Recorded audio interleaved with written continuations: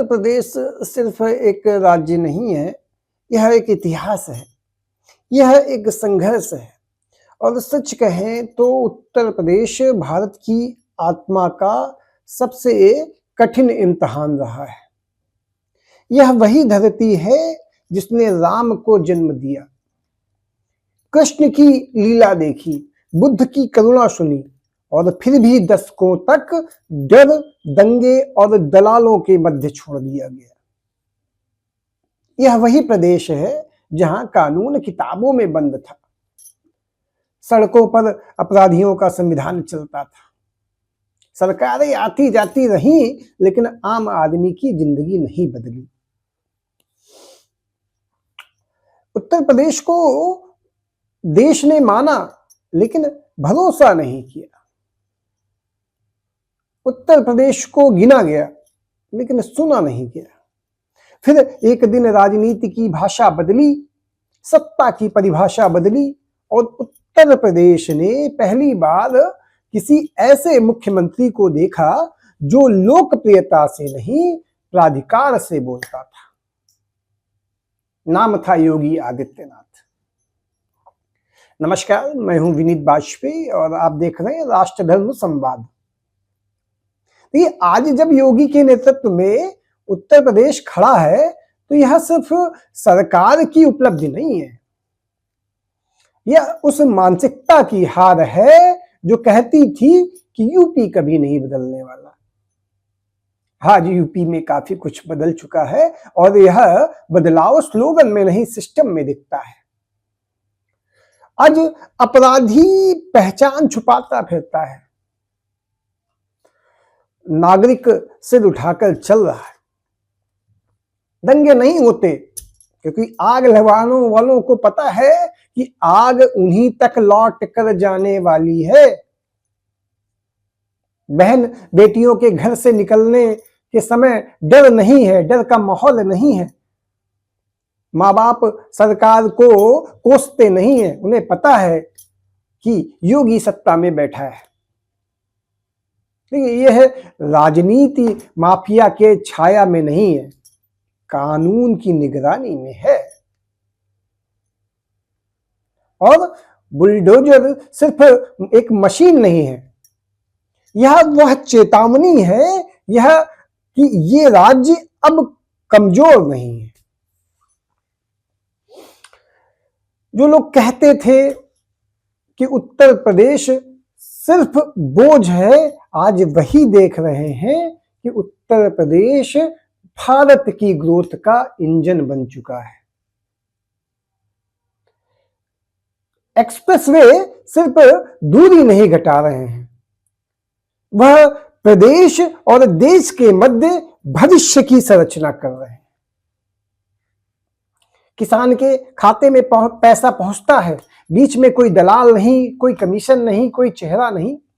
16 लाख से अधिक किसानों को बिजली फ्री दी जा रही है और प्रति व्यक्ति आय भी दोगुनी करने के प्रयास हैं। आज नौकरी पाने के लिए घूस नहीं, काबिलियत चाहिए। तो योगी आदित्यनाथ का शासनकाल सुविधा का नहीं रहा, संकल्प का शासनकाल रहा है। और यह वह दौर है जहां सत्ता ने जनता से डर नहीं मांगा, सम्मान कमाया है।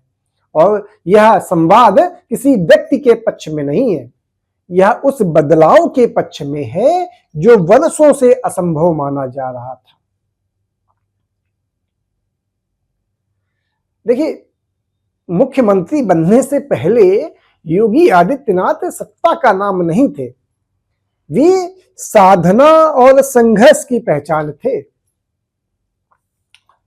उत्तराखंड की पहाड़ियों से निकलकर उन्होंने आराम और सुविधाओं का रास्ता नहीं चुना जो अक्सर मुख्यमंत्री चुन लिया करते हैं, बल्कि त्याग और तपस्या का मार्ग अपनाया। घर छोड़ा, सुविधाएं छोड़ी, समाज को अपना परिवार बना लिया। महंत अवैधनाथ के शिष्य के रूप में जब वे गोरखपुर पहुंचे तब राजनीति उनकी प्राथमिकता नहीं थी। हाँ, सेवा उनका उद्देश्य अवश्य था, गोरखपुर मठ उनके लिए सत्ता का केंद्र नहीं रहा, बल्कि जन पीड़ा को समझने, उसके समाधान की प्रयोगशाला। और जिस पूर्वांचल को वर्षों से बीमारी, बेरोजगारी और अराजकता का पर्याय मान लिया गया था, वहां योगी ने भाषण देने के लिए नहीं, अस्पताल खड़े करने के लिए अपना जोर लगाया।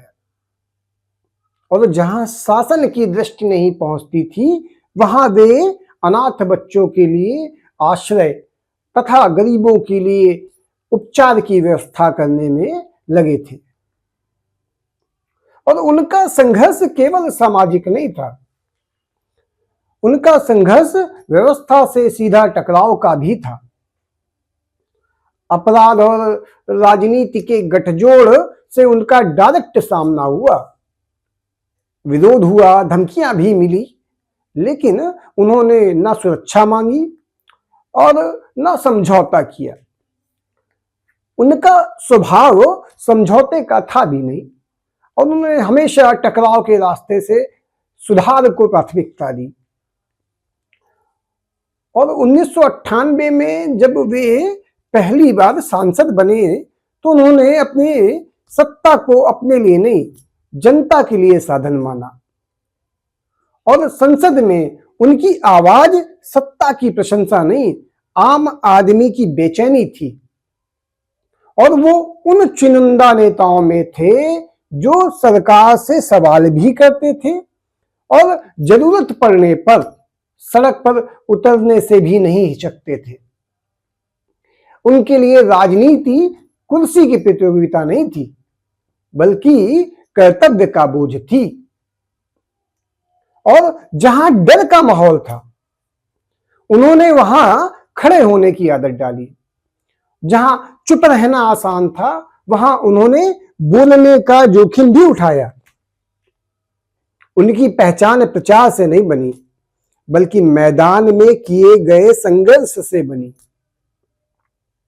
वे किसी गठबंधन की देन नहीं थे, बल्कि वर्षों की मेहनत और जन समर्थन की परिणति थे। इसलिए जब उन्हें उत्तर प्रदेश की जिम्मेदारी दी गई, तो वे अचानक उभरा हुआ चेहरा नहीं थे, बल्कि लंबे समय से तैयार होता हुआ संकल्प अवश्य थे। और मुख्यमंत्री बनने से पहले योगी आदित्यनाथ सत्ता की भाषा नहीं बोलते थे, वे व्यवस्था से जूझने की भाषा बोलते थे। और यही संघर्ष आगे चलकर उनकी शासन शैली की नींव बना। और अगर उत्तर प्रदेश आज बदल सकता है, तो भारत भी बदल सकता है। और अगर भारत बदल सकता है, तो उसका रास्ता लखनऊ से होकर अवश्य जाएगा। और योगी आदित्यनाथ सिर्फ मुख्यमंत्री नहीं है, वह उस उत्तर प्रदेश का नाम है जो अब सिर झुकाकर नहीं, सीना तान कर चलता है। और शायद इतिहास भी उन्हें इस पंक्ति में अवश्य याद रखेगा, जिसने बीमारू राज्य को एक आत्मविश्वास का राज्य अवश्य बनाया। तो आगे आने वाले चुनावों में परिणाम कुछ भी हो, लेकिन योगी को उत्तर प्रदेश की जनता एक सशक्त मुख्यमंत्री के लिए रूप में अवश्य याद रखेगी। आज के लिए इतना ही। आपसे अनुरोध है कि चैनल को सब्सक्राइब अवश्य करें तथा लाइक तथा शेयर करना ना भूलें। बहुत बहुत धन्यवाद आपका।